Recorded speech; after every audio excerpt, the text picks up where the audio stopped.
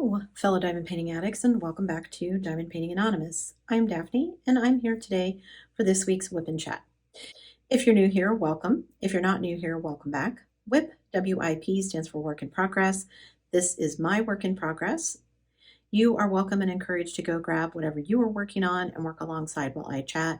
Or alternatively, you can treat this as a podcast and just listen along while I chat. What I'm working on today is one of my kits from my artist series. This is a Dreamer Designs kit called Penguin Trio by Jane Madej is the artist. This is a square kit, as you can see. It's a 30 by 40, and I'm just going to jump right in. I am going to zoom in to the area over here where I'm working, and I will be right back. Don't go anywhere. I've got my notes, I've got my timer. Let me start my timer really quick. I've got my pens, I've got my tray. Let me just get some drills out here and I will get going. First off, again, let me just apologize in advance. I am filming this still in my hotel room. You guys are actually going to be watching this as I'm traveling home, so I have to film it ahead of time. So if you can hear the air conditioning, I apologize. If you can hear beeping outside, the snowplows are cleaning. Yeah, so I may end up doing this as a voiceover. I'll have to see.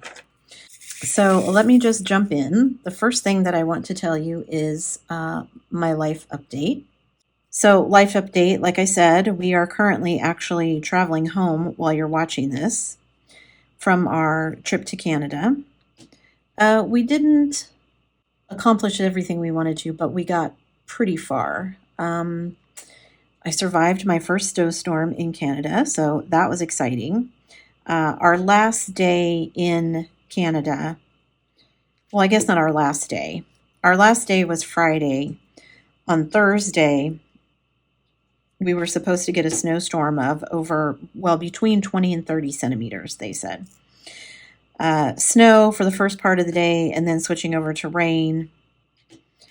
So yeah, not going to be great weather, but we survived. It didn't actually snow as much as they said it was going to, although it did turn to rain. But it was kind of nice. We just stuck ourselves in the hotel room and kind of curled up and just watched the weather. And, it wasn't so bad my husband couldn't get out. He's used to this weather, so he actually got out, went and got us lunch, came back, and we just, kind of spent the day relaxing. It was actually really nice. We didn't do any running around and seeing family. So it was kind of nice just to have a day off where we didn't really do anything. The day before, he did take me out. We did do some driving around and sightseeing. There are beaches around here, which we don't get where I'm from. And I was sending some video and stuff to my sister. Her husband really loves the beach, and she really likes the snow and cold. So they've been arguing back and forth because he would live in San Diego if he could, and she wants to move to like Montana or Wyoming or someplace cold. And I said, oh, look, you could have the best of both worlds. In the winter, you'd have all the snow that you can handle. And in the summer, it would be nice enough and there are beaches close enough that they could literally, live right next to the water if they wanted to. And it would be a lot less expensive than someplace like San Diego. So we'll see what happens. She was, oh, I never thought of that. Anyway, present me, which will be past me when you see this, is we're going to be leaving tomorrow to head back to Bangor and then on our flight home. So hopefully all of the weather will have been cleaned off and everything will be good and we won't have any issues. We're taking main highway, so all the roads should be clear and it should be fine. And my husband has driven in weather like this for most of his life, so I'm not worried about that part of it. Like I said, we did get all the family visits in that we wanted to. We weren't able to get hold of immigration, so we've gone some other routes, and I think we've done what we can do. So now it's just more hurry up and wait. So there's that. And then we did actually contact a couple of real estate companies while we were up here too, because we wanted to look at a couple of properties, but nobody ever got back with us. So I don't know I guess realtors are just happy with what they're making right now, so it doesn't matter.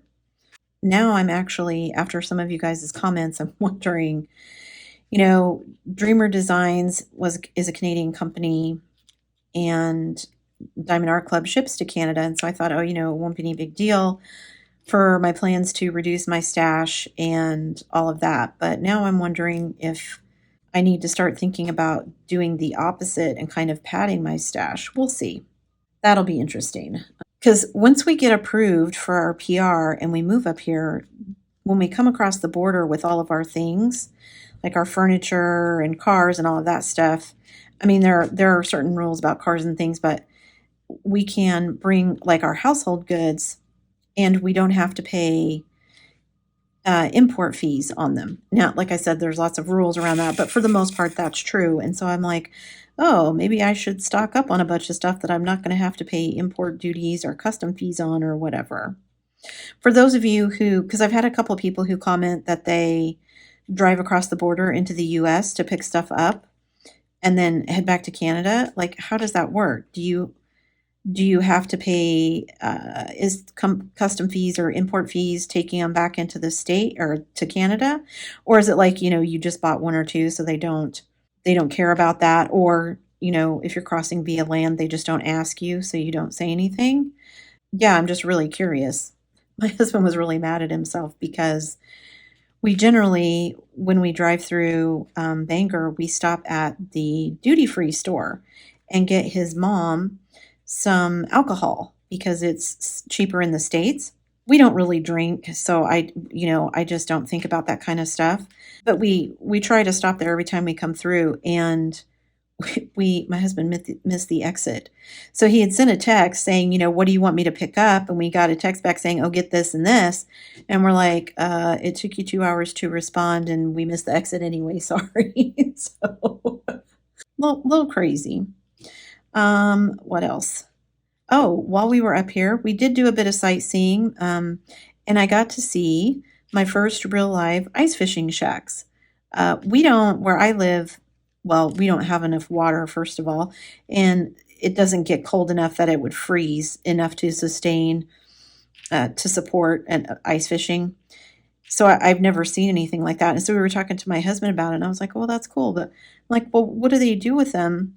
He's like, well, they just leave them out there. And I'm like, and nobody worries about anything getting stolen? Because some of them are quite nice and look like, they had a stove or some kind of heating in them or whatever. And I said, so nobody steals them? And he's like, no, nobody messes with them, which that seems weird to me, just because like that's mind boggling that criminals wouldn't go out and try and steal something they thought they could make a buck off of. And I said, well, okay, but then also, like, if you have a wood stove in it, one, how do you get it out there on the ice? And two, what do you do when it starts to thaw? And he's like, well, some people just let them sink. And I was like, okay, well, that seems really wasteful. And some of them seemed quite nice, built out of wood and other stuff. And I was like, that seems kind of expensive too, to just build a new one every year. In addition to being, wasteful of, well, I'm just going to let whatever they have in there sink to the bottom of the river. Yeah, so it's weird. Anyway, what else? Oh, we visited lots of restaurants. My husband was able to get most of his favorites. So he got his donair, he got poutine, he got, what else was he after? Oh, we got lots of ketchup chips, and he actually found some donair chips. He got storm chips. What else did we get? I'm trying to think. Ketchup chips, all dressed chips, which is some places in the States you can get, but not where we live. So he was thankful to get all those. And then we went to St. Hubert, which I love. So we went to St. Hubert and got that. I took his family out to dinner once. I took his son out to dinner once. So yeah, I think he managed to get most of his favorites in. So he's a happy camper heading back. And we got a couple of like poutine gravy packet mixes things so that he can make poutine gravy.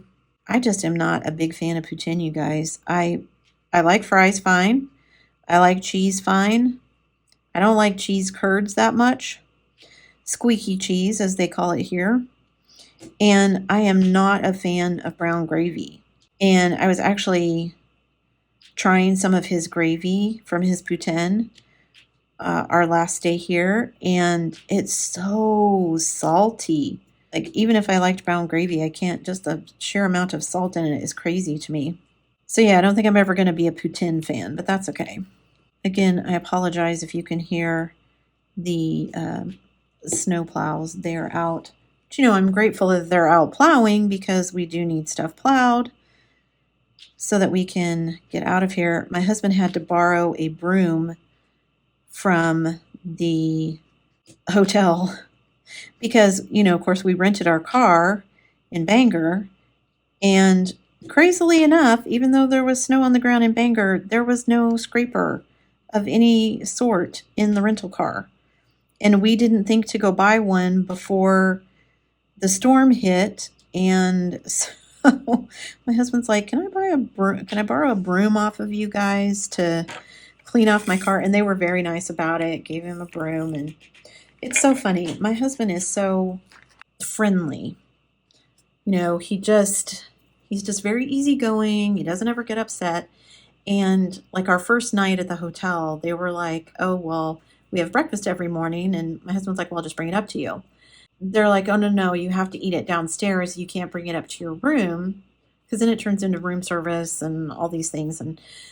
But every morning he's gone down there and they have given him a thing of breakfast, which for me is just usually like eggs and toast, that he can bring upstairs to me in the room. I'm typically taking my shower and getting ready in the morning where he's already up and dressed. And so he would just go down there and get it for me. So yeah, kind of funny. But every morning they would let him do it, even though when we checked in, they were like, oh, no. So just funny. All right, I think that's everything about my life update. So let's talk about my diamond painting update. What's going on? You guys, it's been really interesting trying to diamond paint while traveling to another country. I thought I had packed enough stuff. I thought I had packed enough pens and trays and containers and everything else and stickers. And, I tried to think of everything that I would need. And while I have been able to make do, I really miss having all of my things and having a place set up. I keep having to clean off the desk so that I can diamond paint. And it seems like every time I clean it off, I will turn around and my husband has piled more stuff on it. That's one thing he does that drives me crazy. If there is a flat surface in our house that is clean, my husband will pile stuff on it. And I'm like, I clean it so that there isn't stuff piled on it. And then you walk in the door and now it's suddenly filled with stuff. Anyway, just, trying to make sure that I have a space to diamond paint and trying to make sure that, I had all the things that I need or that I could at least figure it out. I mean, I've made do. Like I said, I didn't have a pair of scissors, so I made do with my nail clippers. It's actually worked out fine. Probably not the most conventional way to do things, but it worked. So it's all good. Stupid things that I'm kicking myself about. One, I don't know why tweezers are so expensive here in Canada. I think it was just the store that we were at, actually. My husband and I went to one grocery store, which is the one his family told us to go to. But there's another one that I actually preferred. And had we gone there first, they had much better prices and much better selection. So I was kind of kicking myself that we didn't go there first. If I had just waited and opened this kit, there were tweezers in the kit. There were baggies in the kit that I could have used for the containers that I purchased that didn't work out that great anyway. And yeah. And just not having all of my stuff, that part of it has just been kind of frustrating. Like, we went out and bought a lap desk because I thought I would try and diamond paint in the car on one of our trips where we were going to see some of my husband's kids. Yeah, one, the roads here are just not conducive to diamond painting. I don't know if it's the weather or if they're just bad roads, but there's lots of potholes. The sun was in my eyes the entire time. So that was no fun. And I'm short. And so I could not get the sun visor adjusted into a place that would actually let me see. So I ended up not diamond painting And now we're like trying to figure out how do we get this stupid lap desk home? Are we just going to leave it here? What are we going to do with it? Yeah, it's just not been fun. I ended up, finishing a small 30 by 40 kit, so that was good, and you guys will be seeing that one soon. But and people out in the hallway are being very loud. Anyway, I am looking forward to being back at home so that I have all of my things. If that's one thing the trip has done for me, it has, let me know that in order for me to be comfortable, I need my things around me and things to be arranged the way that I want. It's been a very nice trip and I've enjoyed, staying in the hotel or whatever, but staying for an extended period of time, because this time we stayed longer than we normally would have so that my husband could have more time to see his dad.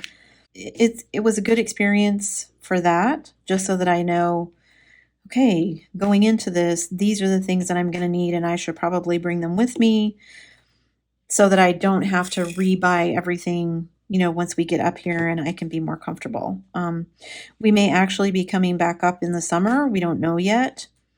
And so if we do, depending on how long we're going to come for and all of that, what we're going to bring with us and that sort of thing. So my brother-in-law has a cottage, and my husband is like, well, maybe we can stay in that. And I was like, well, yes, but he rents it out as a way to make money. So I don't know how long he's going to want us to stay in the cottage if we're not paying him some sort of rent. And I mean, he said that he would let us stay in it for free, but I would feel bad, not paying him some sort of rent when he would normally be getting that from someone, just because we happen to be in town or whatever. My husband did get to see his dad quite a bit, so that has been good. His dad has been really coherent the entire time, so that's been nice too. His dad has recognized him every time that he went in, which is something that, they had told us to be prepared for, that he wouldn't recognize him. And he has, so that's been really good. Made my husband feel good. We don't really know what his dad's status is. They've diagnosed him still with Parkinson's, but now they've diagnosed him with some sort of, I can't remember the name of it, some sort of body dementia or something is what they called it. And, I don't know what his diagnosis is beyond that. They're waiting to get him into basically a long-term care facility. He's a veteran, and so there's a veterans home, but they have to wait for a bed to become available for him to get into that. And yeah, we just kind of don't know what's going to happen. And so, if things don't go great, we may be up here sooner than we think. Or, it may be that we come up here for the summer for a visit so he can see his dad again. We don't know. Yeah, I don't know that we're gonna know. I don't know that there's a way for us to have that answer. So yeah, it's just been interesting. Okay, back to DP stuff. Sorry. I do need to get back into gear once we get home. That's something that I have realized. I am very much a routine-oriented person. Not that I didn't know that. I did, but we've not really been in a routine. And because we've been gone longer than usual, usually we're just here for 2 or 3 days and then we're back at home. So staying here for this extended period has been a bit weird. And I'm ready to get back in my routine. I'm ready to go back. I miss my regular morning walks.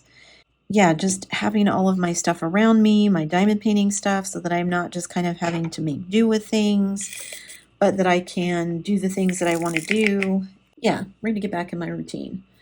Okay, what else?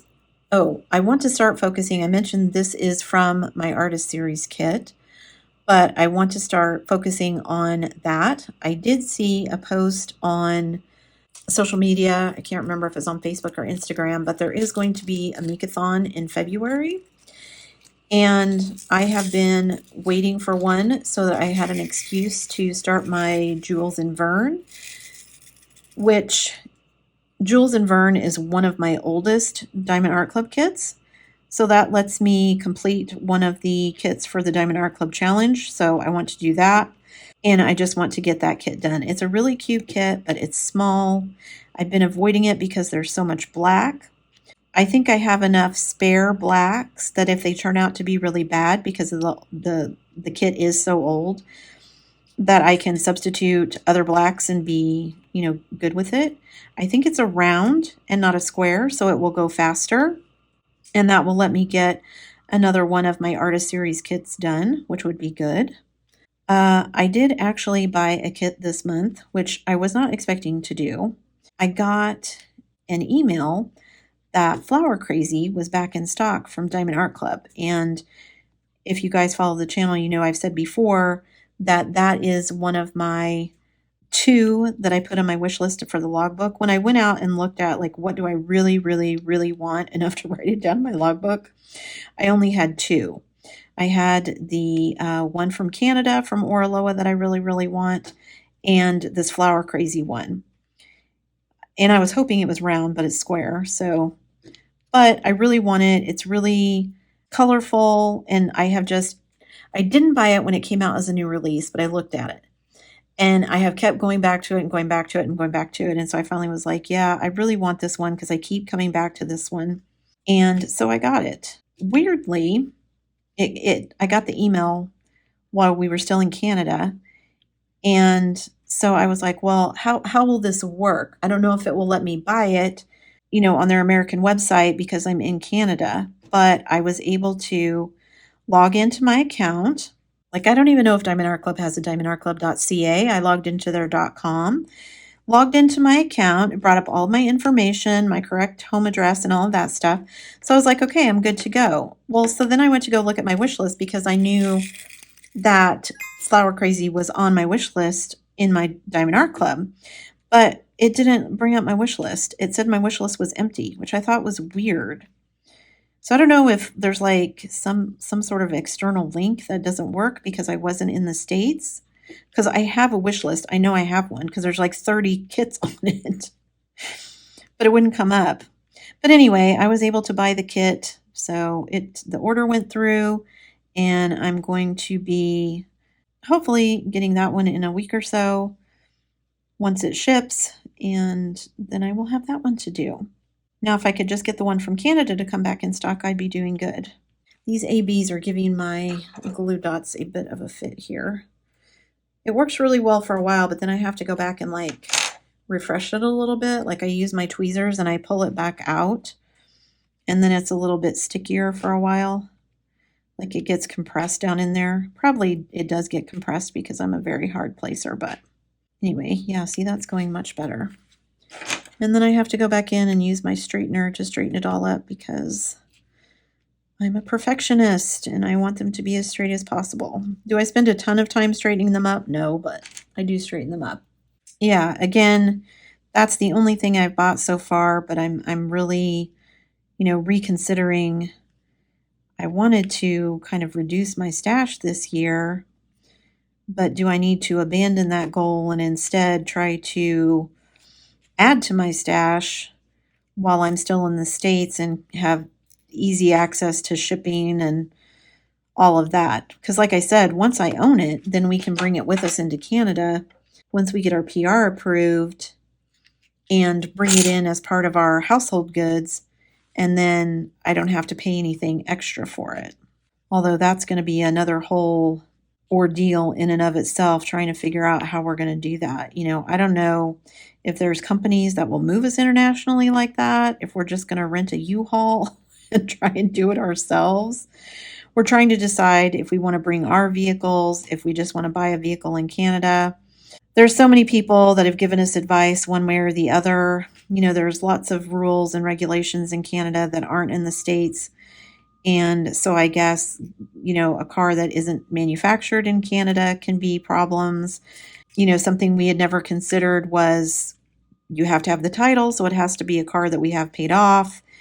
So do we want to get rid of our two vehicles and buy one vehicle and get, something that's going to be a bit better for the Canadian weather? We don't know.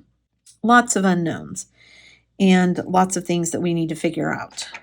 The other thing is we need to, we just have lots of decisions to make, but a lot of them can't get made until we hear from the government. So yeah, a lot of hurry up and wait. Although I jokingly told my husband that given kind of all the uncertainty, I'm like, maybe I'll just start my own diamond painting company and my warehouse will be here in Canada. And then I won't need to, I'll get to pick what kits I want to produce and all that kind of stuff. And then I'll have first dibs on everything. And I won't have to worry about, I would have to worry about all that stuff as the business owner, you know what I mean? But I'm actually hoping that I'll be able to find some good Canadian companies and, give them a shout out to people who might be in the US or whatever. I don't know why there's such a disparity in international shipping. It's not just Canada. Certain places are more expensive. When I went to my local post office, the postmaster there was telling me that there's a lady in our little small town who has a son that lives in Singapore, and she sends him a care package like once a month. And he said routinely, I don't know how big the box is or anything, but he said routinely, she pays $150 just in shipping. And that doesn't include, what's in the box. I don't know what she's sending him, but yeah, it just seems kind of crazy that shipping should be that expensive just because it's crossing a border. So that makes me wonder, now I'm curious to find out these people who have businesses, like, what is that like even in the United States? Like, if you're buying diamond paintings from China and they're, basically drop shipping them to you, even if you're, assembling the kits in the US or whatever, you still have to have the raw materials shipped to you. So what does that look like as far as, paying taxes and stuff on it? Is it like a tax break because it's considered wholesaling or whatever? Lots and lots of questions. What else do I want to talk about? I don't know if you can hear the snowplows. They're back making noise. I'm filming this while my husband is out visiting his dad again. Wondering if my glue dot is picking off the AB coating sometimes. I think this is the only place in this kit that this particular AB gets used. I think anyway. So once I get done with this scarf, then I can put this AB away and I can move one of my other colors into containers. Because that's something I want to do too, is to get, enough of this done that I can move containers. So I'm not losing drills. And they're all actually inside my little cubie containers instead of floating around in baggies. Because I got to get these all back to the States without anything happening to them. That's something else I didn't consider, My other kit is a small one, and, it wouldn't be the end of the world if I lost this one or that one, but I would be upset if I lost this one. So, yeah, I guess I need to figure out how I'm going to get it. I'm going to try and put it back in the box, but now that I've worked on it some, I don't know if I'll get everything to fit back in it as neatly and cleanly as it was in there before, but we'll see, right? I just got to be inventive. So have you guys ever traveled diamond painting? Like, I know when I took my trip to Maine, I was trying to diamond paint in the car, which I did successfully. Just here, the roads were not conducive, and we really weren't going on a long enough drive for me to mess with it. When we were driving 10 hours a day on our trip to Maine, it was worth getting everything out and painting for 3 or 4 hours in the car. We were taking like a 2-hour drive, so it really wasn't worth it anyway, even though I ended up not diamond painting because of the sun. But anyway, yeah, have you guys diamond painted? What's the most exotic place you've ever diamond painted? Has anybody gone anywhere really fun and taken diamond paintings with them? I know I see people all the time who take them on vacations to their hotel and whatnot, but I guess I would be afraid, to take a really large one. One, how would you transport all of it? And two, I'd be afraid that I would lose it or something would happen to it on the way. Maybe that's just me, but I get attached to them.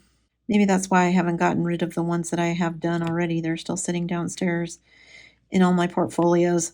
That is something I'm going to have to make a decision about before we move is, I have a lot of completed diamond paintings. Do I want to bring them with us? Ones that I don't have framed that are just sitting in my portfolios because they are heavy. And, do I want to go to all the trouble and fuss of actually moving those? What's the most interesting place you've ever diamond painted? I'm curious. So many things still to learn. You know, I've been doing this almost 3 years now, towards marching towards that, 10,000 hours mastery. Every time I think I've learned what I need to know for something, it's like, oh, I learned new things. Like when I was doing the kit up with all the static, I had so many people who were like, oh, try this, oh, try that. Some I had heard before, some were new to me. So I have new things to try. But yeah, it always just amazes me how many things that it's like, well, I've already had this problem. How come? Why wasn't this a solution I've heard of before? And I mean, it could just be something as simple as nobody's ever tried it before, and that's why I'd never heard of it. Who knows? Using all these up, which is fine. This is, like I said, the only section where these ABs go, but be nice to get this little section done. Is there anything new going on in the diamond painting world that I haven't seen or talked about, you guys? Some of you definitely have your finger on the pulse of the community more than I do because I'm not in the VIP group. I'm not in a lot of Facebook groups. I don't see a lot of the conversations that other people do. I'm trying to be better about posting in the Facebook group, which I think I've been accomplishing, but I don't spend enough time on Facebook to know what all's going on, I don't think. So that's the other thing I didn't remember is putty, because I don't like using, I brought extra glue dots, but I don't like using glue dots in my multi-placers. I tried refreshing it with my tweezers. You just drag your tweezers through it again, but it just doesn't last long enough. I kept having to do it, and I was afraid I was wearing the putty out faster doing that. I think I'm going to call that good. Let me zoom out so you guys can see how much I got done.